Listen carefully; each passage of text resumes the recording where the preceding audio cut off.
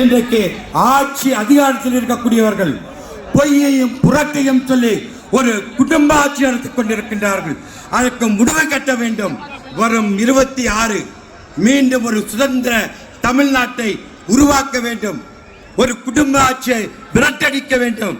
அதற்கு நம்முடைய ஒரே தலைவன், தகுதி வாய்ந்த ஒரே தமிழகத்தில் இருக்கக்கூடிய ஒரே தலைவர் நம்முடைய எடப்பாடியார் என்பதை உணர்ந்து பம்பரமாக சுழற்றி இன்னும் ஒரே ஆண்டுகள் தான் இருக்கின்றது. ஆக நம் அனைவரும் இணைந்து பணியாற்றுங்கள்.